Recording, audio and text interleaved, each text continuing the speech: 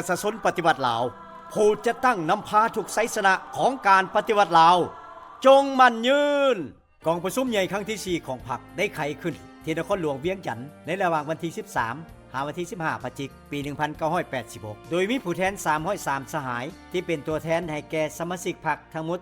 45,000 สหายทั่วประเทศกองประชุมได้เลือกตั้งเอาคณะบริหารงานศูนย์กลางพรรคทั้งหมด60สหายในนั้นกรรมการสมบูรณ์51สหายกรรมการสำรอง9สหายเลือกตั้งกรรมการกรมการเมือง13สหายในนั้นกรรมการกรมการเมืองสมบูรณ์11สหายกรรมการกรมการเมืองสำรอง2สหายเลือกตั้งคณะเลขาธิการ9สหายและเลือกเอาสหายไกรสนพรหมวิหารเป็นเลขาธิการใหญ่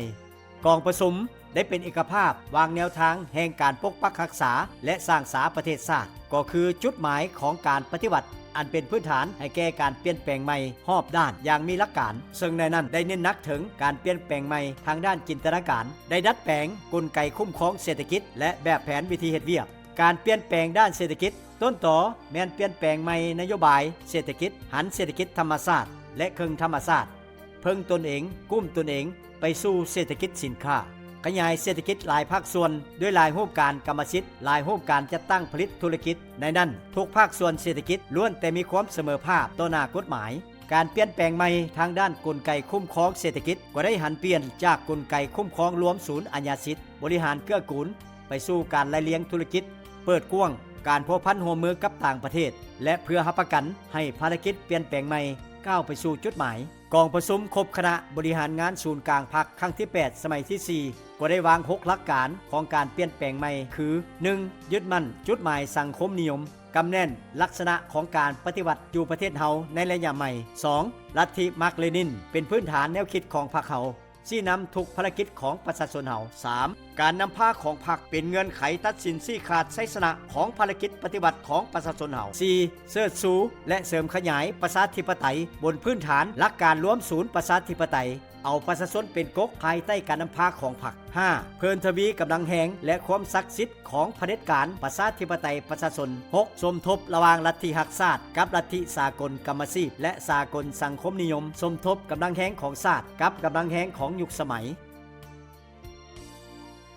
กองประชุมใหญ่ครั้งที่5ของพรรคได้ดำเนินในระหว่างวันที่27หาวันที่29มีนาปี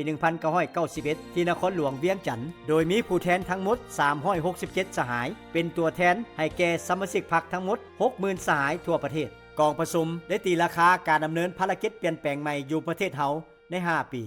ผ่านการแก้แยกสภาวะความเป็นจริงทางด้านเศรษฐกิจสังคมของประเทศเฮาก็คือสภาพแวดล้อมของสากลกองประชุมใหญ่ได้กำหนดแจ้งเกี่ยวกับบรรดาทัศนะทิศทางและแผนนโยบายในโครงเขตเศรษฐกิจสังคมตามกลไกใหม่ก็คือในเวียกงานป้องกันชาติป้องกันความสงบและเวียกงานการต่างประเทศกองประชุมใหญ่ครั้งที่5ของพรรคได้ให้ความสำคัญต่อการเปลี่ยนแปลงใหม่ของประเทศเฮาได้บูรณะแนวทางเปลี่ยนแปลงใหม่ของพรรคโดยเฉพาะแม้นการเปลี่ยนแปลงระบบการเมืองรับประกันลักษณะสืบทอดและขยายตัวได้ดัดแปลงกฎระเบียบพรรคที่ได้ยืนยันถึง5หลักการและ3ทิศนำเกี่ยวกับการสร้างพรรคเฮาในระยะใหม่แนะใส่เพิ่มทวีความสามารถและคุณภาพในการนำพาของพรรคกองประชุม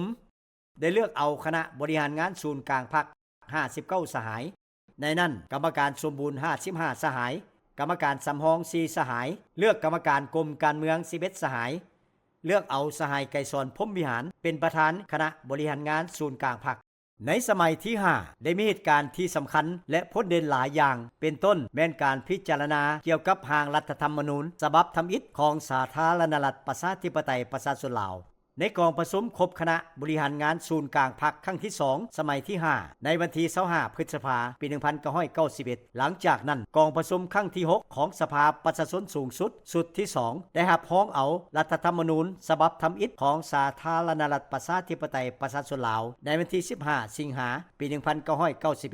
ซึ่งแม้นผลสำเร็จที่สำคัญยิ่งในการพันขยายแนวทางนโยบายของพรรคเกี่ยวกับการสร้างรัฐแบบใหม่รัฐของประชาชนโดยประชาชนและเพื่อประชาชนเฮ็ดให้การคุ้มครองรัฐหันเข้าสู่ระเบียบกฎหมายเทื่อละก้าว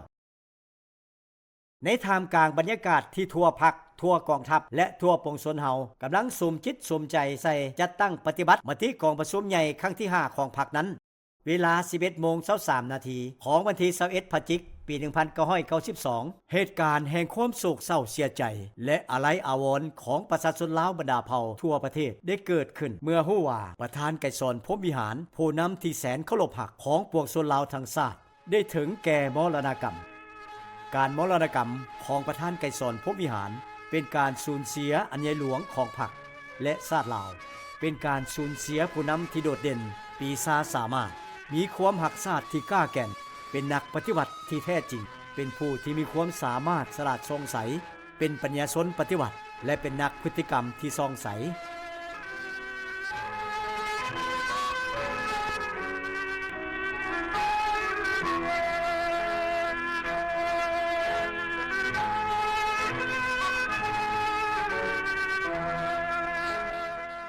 เพื่อสืบต่อนำพาภารกิจปฏิบัติของพรรค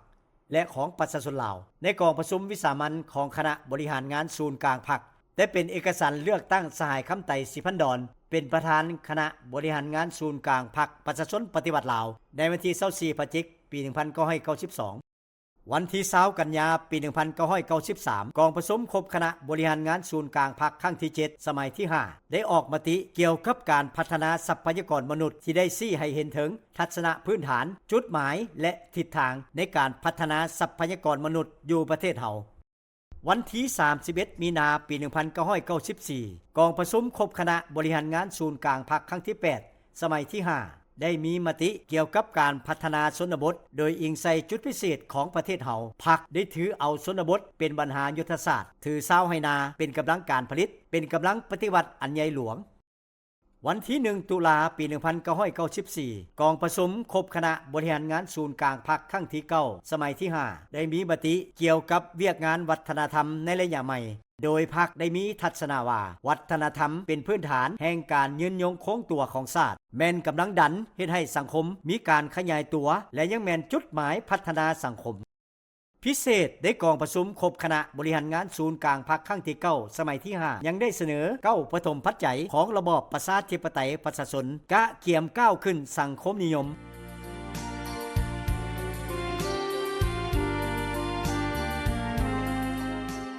กองประชุมใหญ่ครั้งที่6ของพรรคได้ไขขึ้นอยู่นครหลวงเวียงจันทน์ในระหว่างวันที่18หาวันที่20มีนาปี 1996โดยมีผู้แทนเข้าร่วม381สหายที่เป็นตัวแทนให้แก่สมาชิกพรรคทั้งหมด 78,000 สหายทั่วประเทศกองประชุมใหญ่ได้ทบทวนคืนการดำเนินภารกิจเปลี่ยนแปลงใหม่และการจัดตั้งปฏิบัติมติกองประชุมใหญ่ครั้งที่5ของพรรคตีราคาผลได้หับและข้อคงข้างได้สรุปและถอดถอนบทเรียนเกี่ยวกับการดำเนินภารกิจเปลี่ยนแปลงใหม่ในระยะผ่านมาพร้อมกันนั้นก็ได้กำหนดจุดหมายและคาดหมายสู่ชนก็คือแผนนโยบายและทิศทางหน้าที่ในด้านต่างๆสำหรับซุ้มปีต่อหน้าอย่างเป็นระบบกองประชุมได้เลือกตั้งคณะบริหารงานศูนย์กลางพรรค49สหาย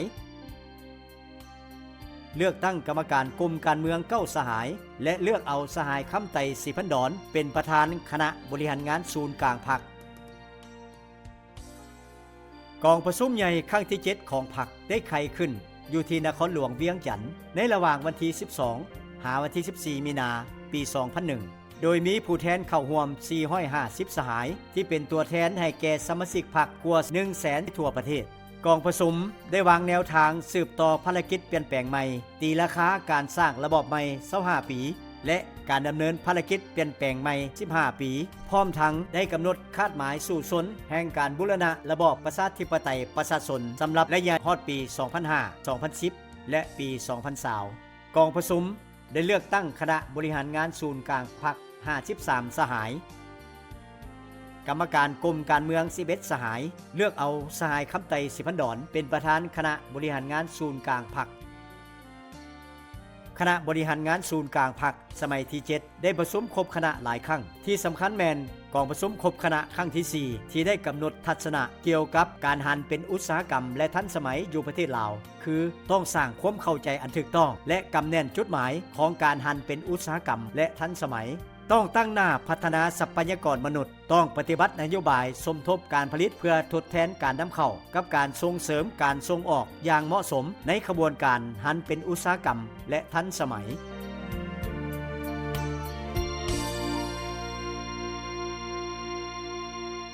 กองประชุมใหญ่ครั้งที่ 8 ของพรรคได้ไขขึ้นอยู่ที่นครหลวงเวียงจันทน์ในระหว่างวันที่ 18 หาวันที่ 21 มีนาปี 2006 มีผู้แทน 498 สหายที่เป็นตัวแทนให้แก่สมาชิกพรรคทั้งหมด 148,590 สหายทั่วประเทศกองประชุมได้ทบทวนคืนและตีราคาอย่างภาวะวิสัยการจัดตั้งปฏิบัติแนวทางเปลี่ยนแปลงใหม่ใน20ปีที่ผ่านมากองประชุมใหญ่ได้สืบต่อยืนยันคาดหมายสู่สนเกี่ยวกับการพัฒนาเศรษฐกิจสำหรับระยะนี้ฮอดปี2020ที่กองประชุมใหญ่ครั้งที่ 7 วางออกเพื่อสืบต่อนำพาภารกิจเปลี่ยนแปลงใหม่ไปสู่จุดหมายอย่างมีไสกองประชุมใหญ่เห็นดีเป็นเอกภาพกันว่าต้องยกสูงความสามารถนำพาและเพิ่มทวีบทบาทการนำพาของพรรคในทุกด้านสร้างพรรคให้ปลอดใสเข้มแข็งและนักแน่นกองประชุมใหญ่ได้ห้องเอากฎระเบียบของพรรคฉบับดัดแปลงซึ่งประกอบด้วย12หมวด49มาตราและในกฎระเบียบของพรรคสมัยที่8นี้ได้เปลี่ยนชื่อผู้นำสูงสุดของพรรคจากประธานคณะบริหารงานศูนย์กลางพรรคมาเป็นเลขาธิการใหญ่กองประชุมใหญ่ได้เป็นเอกภาพรับห้องเอาคำเสนอออกพักพรของสหายคำไตศรีพันดรประธานคณะบริหารงานศูนย์กลางพรรคกองประชุมได้เลือกคณะบริหารงานศูนย์กลางพรรค55สหายกรรมการกรมการเมือง11สหายคณะเลขาธิการ7สหายเลือกเอาสหายจุมรีไสยสอนเป็นเลขาธิการใหญ่